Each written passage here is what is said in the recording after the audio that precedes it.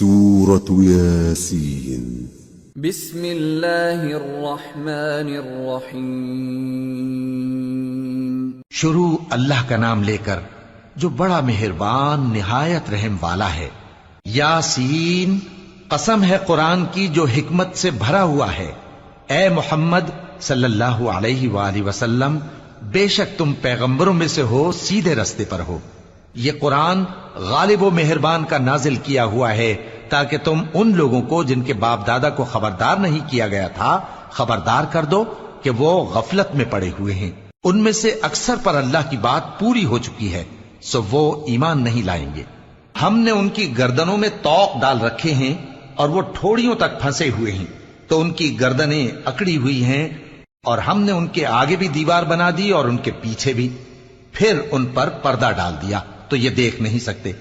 اور تم ان کو خبردار کرو یا نہ کرو، ان کے لیے برابر ہے، یہ ایمان نہیں لائیں گے۔ تم تو صرف اس شخص کو خبردار کر سکتے ہو جو اس نصیحت یعنی قرآن کی پیروی کرے اور رحمان سے غائبانہ ڈرے،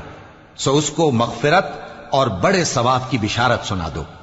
بے شک ہم مردوں کو زندہ کریں گے، اور جو کچھ وہ آگے بھیج چکے اور جو ان کے نشان پیچھے رہ گئے ہم ان کو قلم بند کر لیتے ہیں،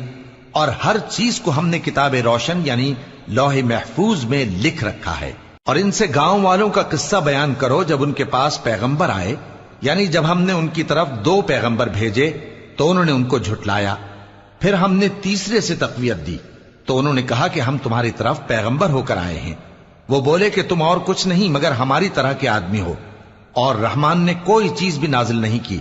تم محض جھوٹ بولتے ہو۔ انہوں نے کہا کہ ہمارا پروردگار جانتا ہے کہ ہم تمہاری طرف پیغام دے کر بھیجے گئے ہیں، اور ہمارے ذمے تو صاف صاف پیغام پہنچا دینا ہے اور بس۔ وہ بولے کہ ہم تم کو اپنے لیے منحوس سمجھتے ہیں، اگر تم باز نہ آؤ گے تو ہم تمہیں سنسار کر دیں گے اور تم کو ہم سے دکھ دینے والا عذاب پہنچے گا۔ انہوں نے کہا کہ تمہاری نحوست تمہارے ساتھ ہے، کیا اس لیے کہ تم کو نصیحت کی گئی؟ نہیں، بلکہ تم ایسے لوگ ہو جو حد سے تجاوز کر گئے ہو۔ اور شہر کے پرلے کنارے سے ایک آدمی دوڑتا ہوا آیا،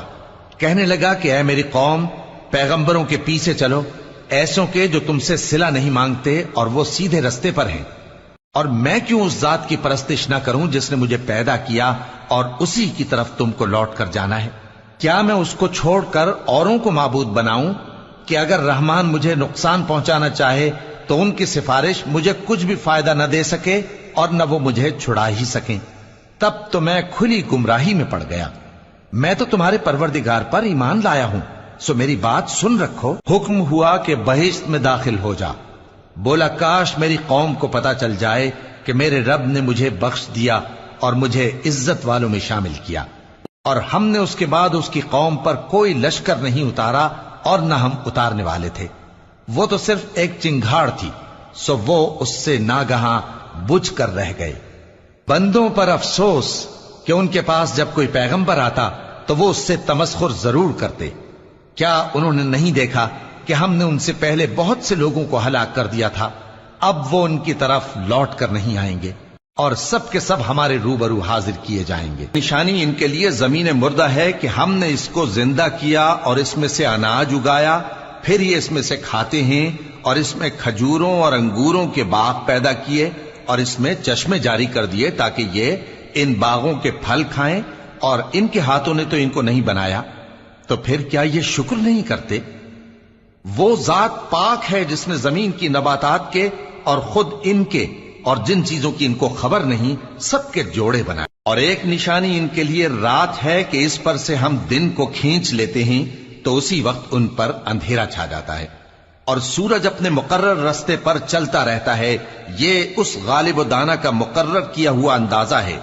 اور چاند کی بھی ہم نے منزلیں مقرر کر دیں، یہاں تک کہ گھٹتے گھٹتے کھجور کی پرانی شاخ کی طرح ہو جاتا ہے۔ نہ تو سورج ہی سے یہ ہو سکتا ہے کہ چاند کو جا پکڑے، اور نہ رات ہی دن سے پہلے آ سکتی ہے، اور سب اپنے اپنے مدار میں تیر رہے ہیں۔ اور ایک نشانی ان کے لیے یہ ہے کہ ہم نے ان کی اولاد کو بھری ہوئی کشتی میں سوار کیا، اور ان کے لیے ویسی ہی اور چیزیں پیدا کی جن پر یہ سوار ہوتے ہیں، اور اگر ہم چاہیں تو ان کو غرق کر دیں، پھر نہ تو ان کا کوئی فریاد رس ہو اور نہ ان کو رہائی ملے، مگر یہ ہماری رحمت اور ایک مدت تک کے فائدے ہیں۔ اور جب ان سے کہا جاتا ہے کہ جو تمہارے آگے اور جو تمہارے پیچھے ہے اس سے ڈرو تاکہ تم پر رحم کیا جائے، اور ان کے پاس ان کے پروردگار کی طرف سے کوئی نشانی نہیں آتی مگر اس سے منہ پھیر لیتے ہیں، اور جب ان سے کہا جاتا ہے کہ جو رزق اللہ نے تم کو دیا ہے اس میں سے خرچ کرو، تو کافر مومنوں کے متعلق کہتے ہیں کہ بھلا ہم ان لوگوں کو کھانا کھلائیں جن کو اگر اللہ چاہتا تو خود کھلا دیتا، تم تو کھلی گمراہی میں ہو۔ اور کہتے ہیں اگر تم سچ کہتے ہو تو بتاؤ یہ وعدہ کب پورا ہوگا؟ یہ تو ایک چنگھاڑ ہی کے منتظر ہیں جو ان کو اس حال میں کہ باہم جھگڑ رہے ہوں گے آ پکڑے گی، پھر نہ تو یہ وصیت ہی کر سکیں گے اور نہ اپنے گھر والوں میں واپس جا سکیں گے، اور جس وقت سور پھونکا جائے گا یہ قبروں سے نکل کر اپنے پروردگار کی طرف دوڑ پڑیں گے، کہیں گے ہائے بربادی، ہمیں ہماری خوابگاہوں سے کس نے جگہ اٹھایا۔ یہ وہی تو ہے جس کا رحمان نے وعدہ کیا تھا اور پیغمبروں نے سچ کہا تھا۔ وہ تو صرف ایک زور کی آواز ہوگی کہ سب کے سب ہمارے روبرو آ حاضر ہوں گے، پھر اس روز کسی شخص پر کچھ بھی ظلم نہیں کیا جائے گا اور تم کو بدلہ ویسا ہی ملے گا جیسے تم کام کرتے تھے۔ اہل جنت اس روز عیش و نشاط کے مشغلے میں خوش ہوں گے، وہ بھی اور ان کی بیویاں بھی سایوں میں تختوں پر تکیے لگائے بیٹھے ہوں گے، وہاں ان کے لیے میوے ہوں گے اور جو وہ منگوائیں گے ان کو ملے گا، ان کو پروردگار مہربان کی طرف سے سلام کہا جائے گا، اور وہ فرمائے گا کہ گناہ گارو تم آج الگ ہو جاؤ۔ اے آدم کی اولاد، کیا میں نے تم سے کہہ نہیں دیا تھا کہ شیطان کو نہ پوجنا، وہ تمہارا کھلا دشمن ہے، اور یہ کہ میری ہی عبادت کرنا یہی سیدھا رستہ ہے، اور اس نے تم میں سے بہت سی خلقت کو گمراہ کر دیا تھا، تو کیا تم سمجھتے نہیں تھے؟ یہی وہ جہنم ہے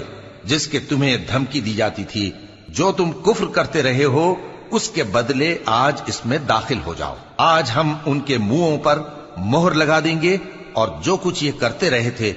ان کے ہاتھ ہم سے بیان کر دیں گے اور ان کے پاؤں اس کی گواہی دیں گے، اور اگر ہم چاہیں تو ان کی آنکھوں کو مٹا کر اندھا کر دیں، پھر یہ رستے کو دوڑیں تو کہاں سے دیکھ سکیں گے،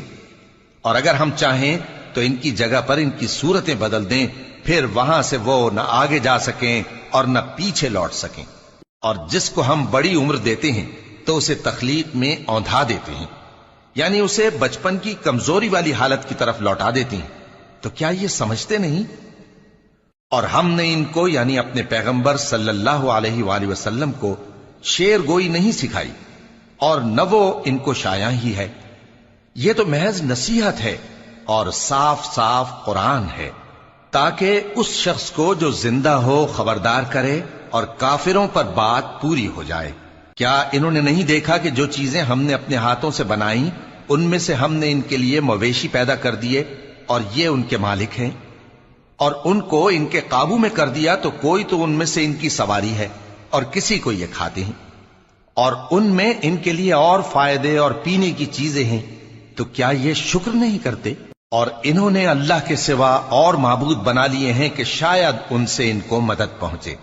مگر وہ ان کی مدد کی ہرگز طاقت نہیں رکھتے، اور وہ ان کی فوج بنا کر حاضر کیے جائیں گے تو ان کی باتیں تمہیں غمناک نہ کر دیں۔ یہ جو کچھ چھپاتے اور جو کچھ ظاہر کرتے ہیں ہمیں سب معلوم ہے۔ کیا انسان نے نہیں دیکھا کہ ہم نے اس کو نطفے سے پیدا کیا، پھر وہ تڑاک پڑاک جھگڑنے لگا اور ہمارے بارے میں مثالیں بیان کرنے لگا اور اپنی پیدائش کو بھول گیا، کہنے لگا کہ جب ہڈیاں بوسیدہ ہو جائیں گی تو ان کو کون زندہ کرے گا؟ کہہ دو کہ ان کو وہ زندہ کرے گا جس نے ان کو پہلی بار پیدا کیا تھا، اور وہ ہر طرح کی تخلیق کو جانتا ہے، وہی جس نے تمہارے لیے سبز درخت سے آگ پیدا کی، پھر تم اس کی ٹہنیوں کو رگڑ کر ان سے آگ نکالتے ہو۔ بھلا جس نے آسمانوں اور زمین کو پیدا کیا، کیا وہ اس بات پر قادر نہیں کہ ان کو پھر ویسے ہی پیدا کر دے؟ کیوں نہیں؟ اور وہ تو سب کچھ پیدا کرنے والا کامل علم والا ہے۔ اس کی شان یہ ہے کہ جب وہ کسی چیز کا ارادہ کرتا ہے تو اس سے فرما دیتا ہے کہ ہو جا، تو وہ ہو جاتی ہے۔ وہ ذات پاک ہے جس کے ہاتھ میں ہر چیز کی حکومت ہے، اور اسی کی طرف تم کو لوٹ کر جانا ہے۔